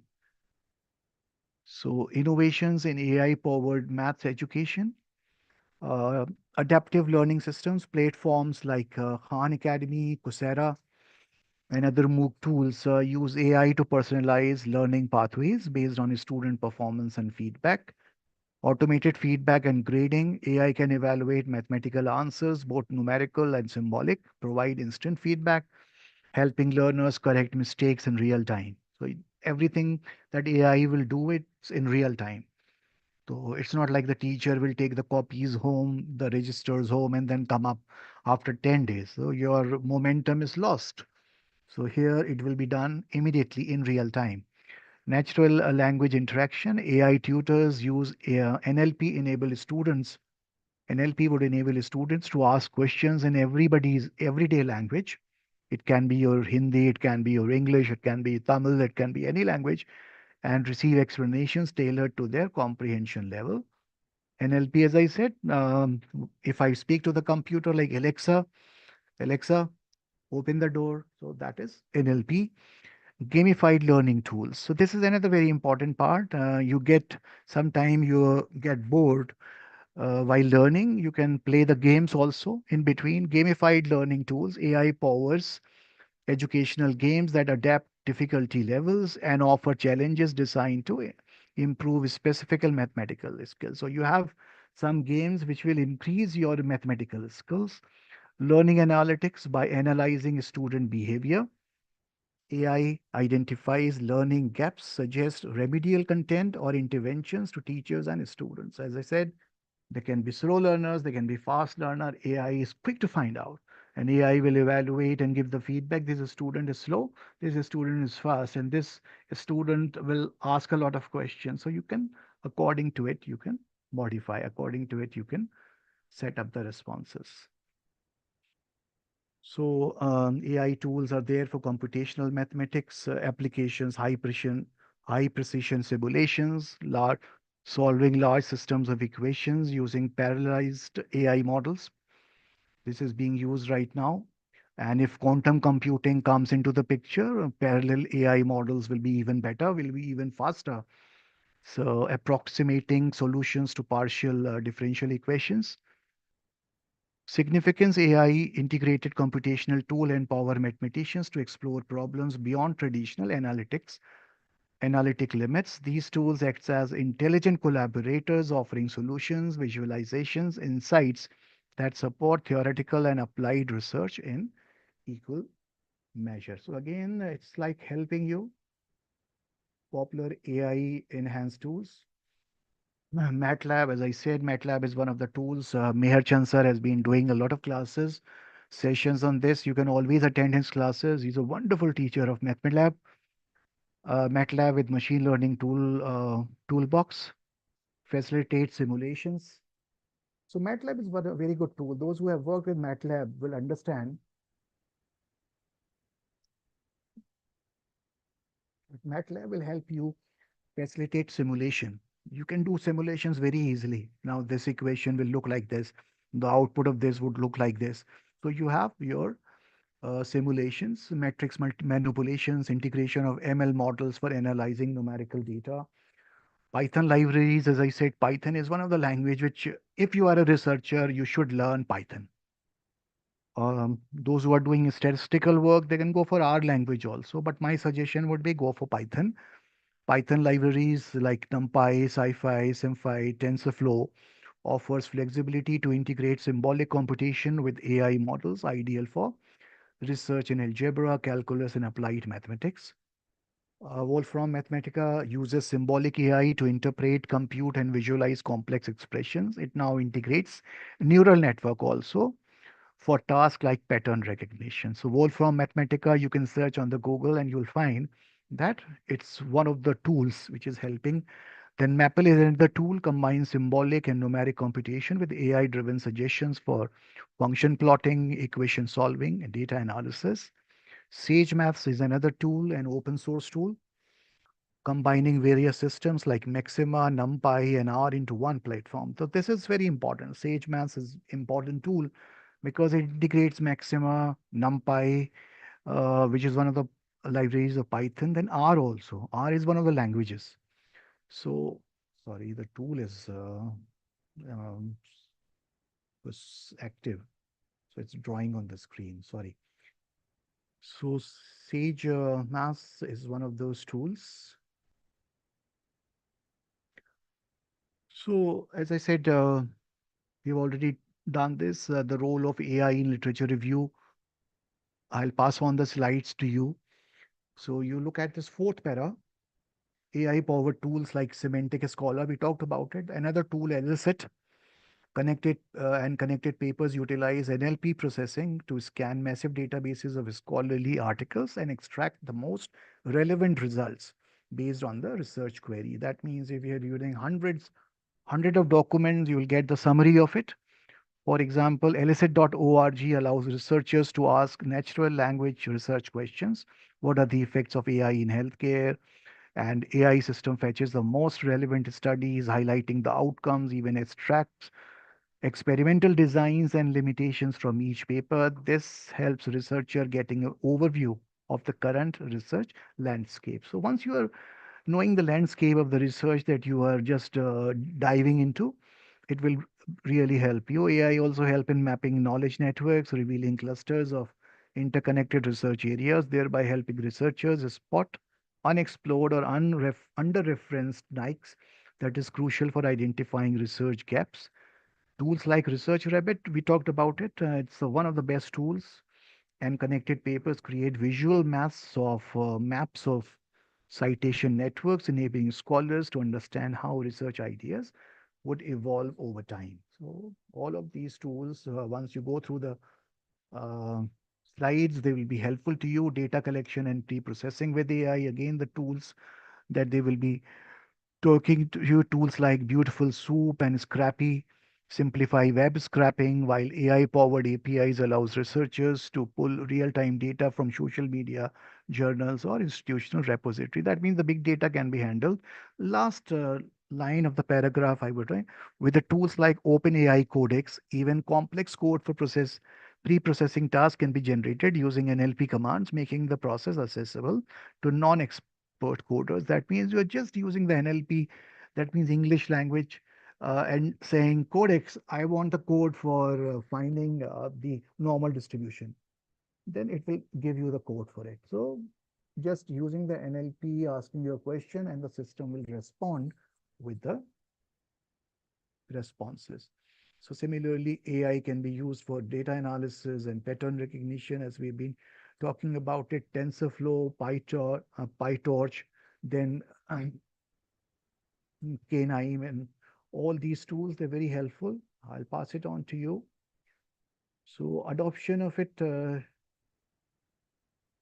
visualization tools, Tableau and Power BI are the tools. Point number four, tools like Tableau and Microsoft Power BI integrate AI-driven analytics to suggest trends, generate narratives of visualizations, and detect outliers. So then you should be detecting plagiarism and ethical compliance.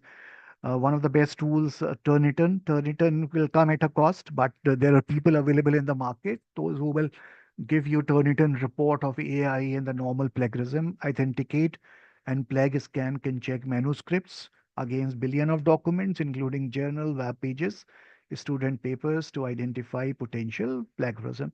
So we all are using tools according to our convenience. Different colleges, universities will have different tools. Even Drillbit is being used. Turnitin, Drillbit, they are being used. So depends what you're using. Some of them have got erased today. So collaborative platforms, we've been talking about it. So future trends, we have already talked about it, symbolic. So this is the last slide, conclusion and a call for action. And then I'll take your question. We have last 10 minutes left now. AI bridges computational and creativity, offering tools that enhance both rigor and intuition. Integrating AI responsibly into mathematical research requires awareness of its strength and limitations.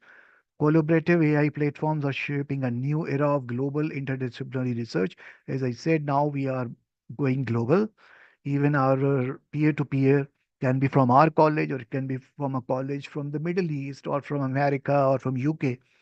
Educators, researchers, and institutions must embrace AI to stay at the forefront of mathematical innovation. Now, since we want to become Wishguru, we want to become go to the top of the world by 2047. So we really have to embrace AI, generative AI. Call for action for researchers, leverage AI tools to accelerate discovery and testing of hypotheses. For educators, integrate AI learning platforms to empower students. Policymakers support AI maths research initiatives and ethical deployments. For students, cultivate skills in both maths and AI to become future innovators. And this is why we are having so many FDPs, so many conferences, so many workshops now going along, so that the government wants the people to be prepared for the coming challenging times.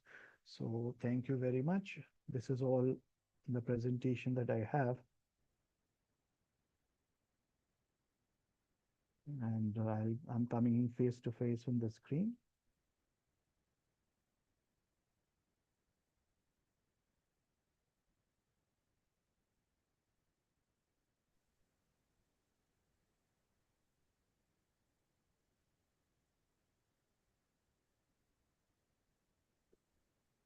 Thanks, dear Professor, for this wonderful session, and a lot of information has been shared. Sir, there are some questions in the chat box, and please check Yes, it if you can reply these questions. yes, sir. I think there are questions. Hyperride free? Yes, Hyperride is free. Dr. Pooja, Hyperride is free. It doesn't charge you. It will give you a simplified document for you. Uh, Kindly explain, Sonia ji. Explain more in more detail about difference between AI, ML, IoT, and deep learning. Just as I said, AI is a bigger umbrella. Then it has two types of algorithm: machine learning algorithms and deep learning algorithm. Machine learning will go for statistical tools, mean, median, mode kind of things, and deep learning will go for neural networks. And IoT is a different converging technology where we have sensors. So just as you go to a mall and the door opens up, then you go to your home and it now there are automated homes also. So once you enter your house, the electricity opens up, the AC opens up. So that is the role of IoT. Your smartwatch is one of those examples of IoT. Sonia ji, as we come to know about the abundance of AI tool available, it is confusing, especially for beginners. So that's what Sonia ji we are discussing today. These conferences, workshops are for giving an insight into this. And next time when you do it, you can always connect.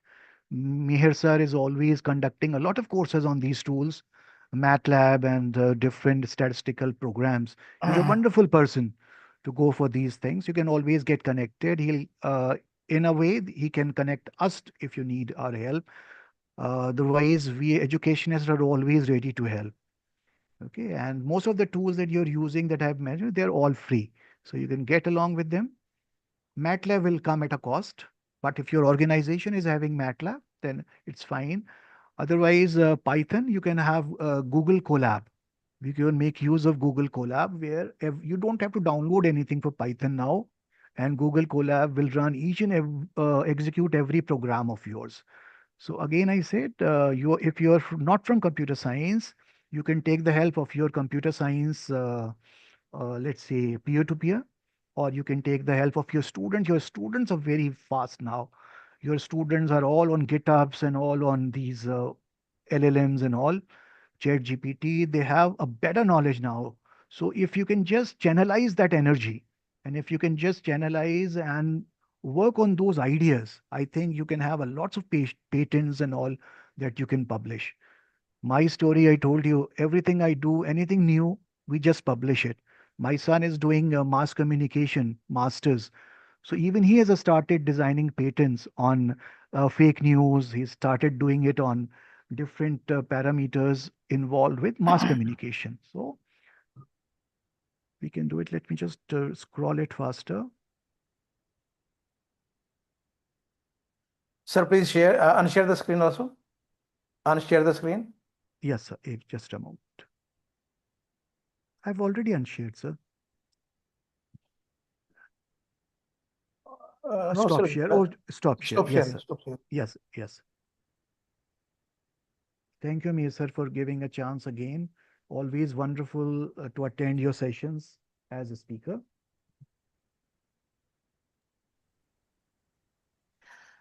Any more Dear questions participant, from? any more question, please? You are allowed to unmute your mic.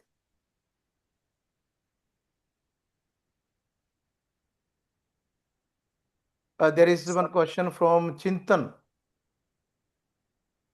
in the chat box. Yes, Chintan, as I said, you can take the initial idea of it and then take the idea, take it to your supervisor. Supervisor, they are very learned people.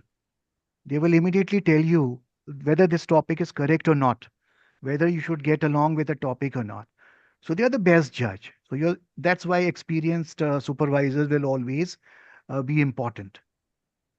But once you have the topics with you, you can take the help. As I said, 25%, 30% of the task that were repetitive and all, we can take the help. Like we can have literature review done by the system, and then we can modify according to our, let's say, languages and precisions and all.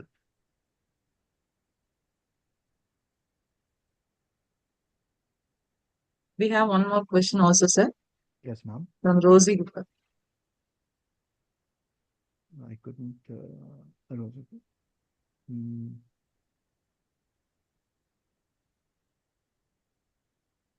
Can I read the question, sir? Yeah, please. What approach will be used in a mathematics framework for explainable AI? So we have the tools. Like she must be talking about the tools that I've used.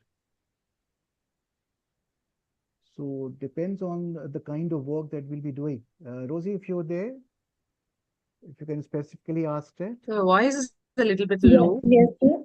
not audible, sir. Yes, sir. Let me just. Yeah, am I audible now? Yes, Yes, Rosie. Yes, sir. yes, sir. Yes, sir. Yes, sir. You are audible. Yes, Rosie. Tell me, what do you want to do? So, Actually, sir, I am writing a book chapter on this topic, yeah, mathematical framework with the explainable AI. okay. Sir, there is so many approaches, but I don't know which approach matlab, will be. I have used to Okay, write down the book chapter.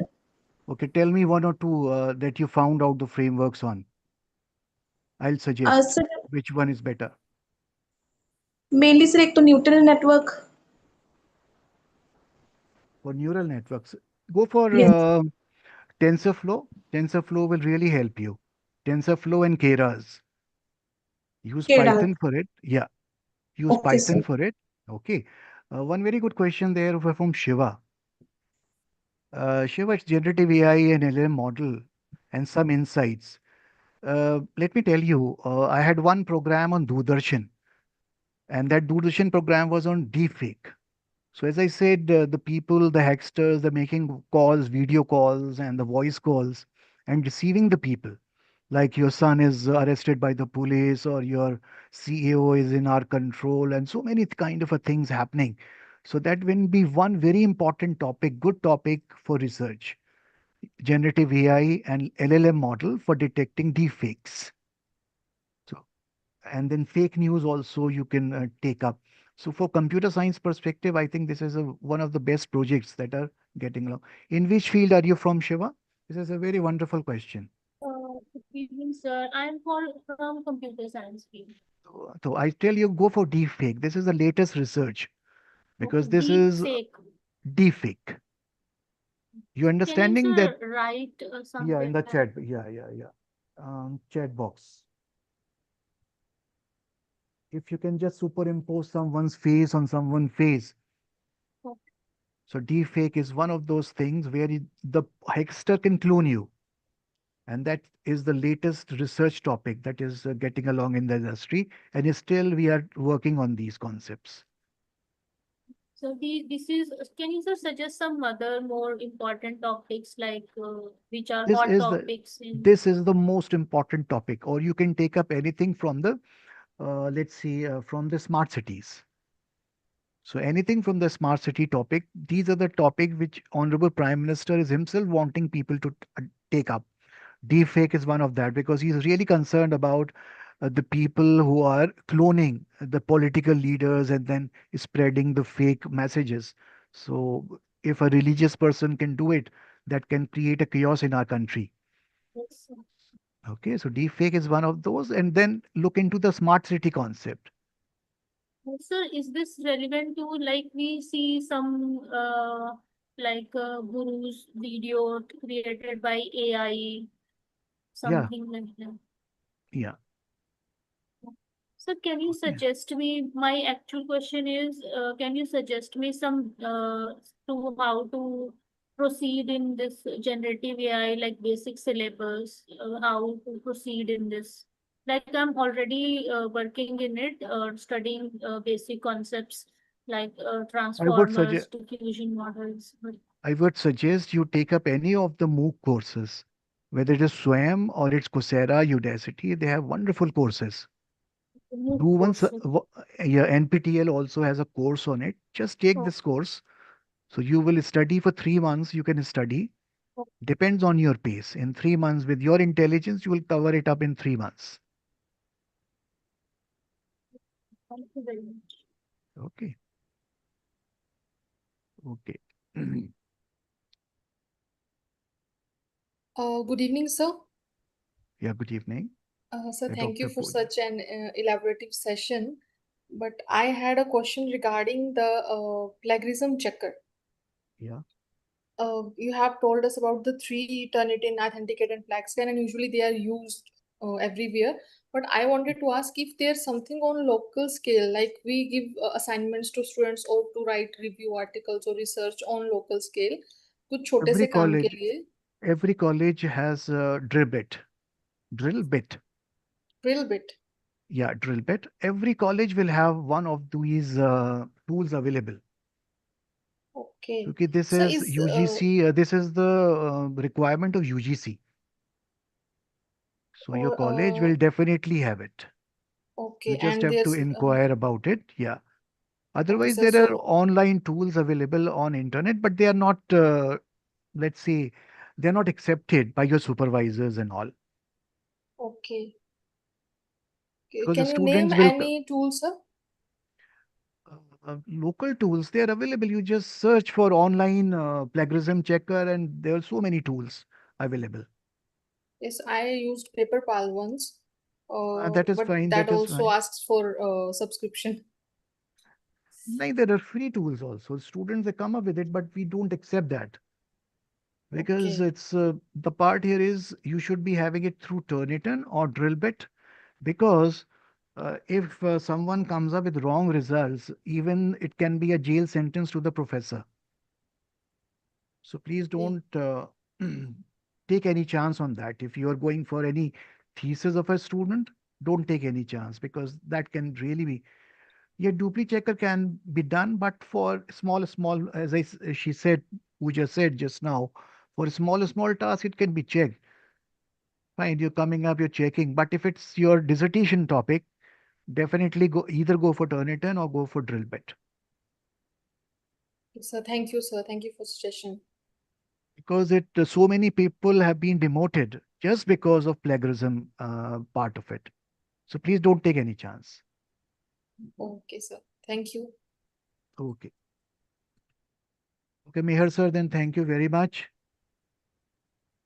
Thank you, sir. Thank you, sir. Thank you. Thank you, Professor Jamna. Thank you. Thank you, sir. Thank you, ma'am. Before leaving the meeting, I request to all the participants, please open webcam for having screenshot to all the participants.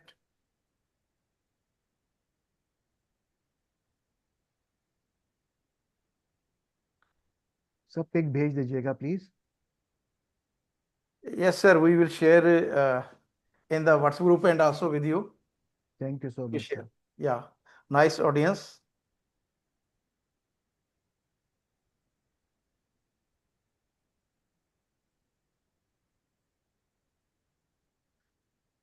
Once again, I am requesting to all the participants, please open webcam for having the screenshot.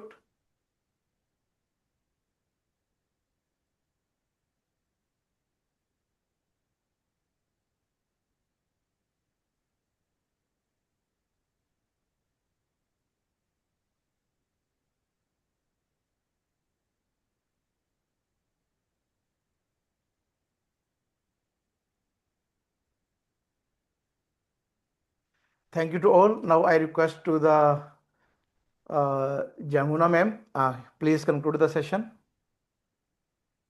Yes, sir. Thank you, sir. Thank you, sir, for sharing your vast knowledge and experience with us today. The detailed insights into the evolving role of artificial intelligence in the research ecosystem have truly enriched our understanding and opened up new avenues for academic inquiry.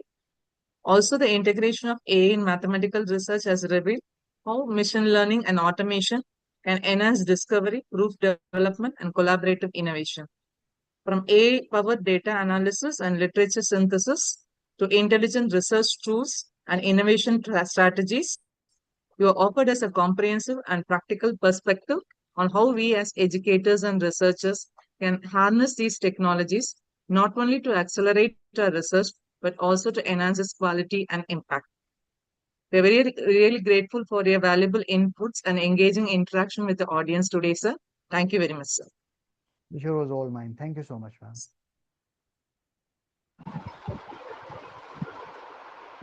Thank you all for joining us today.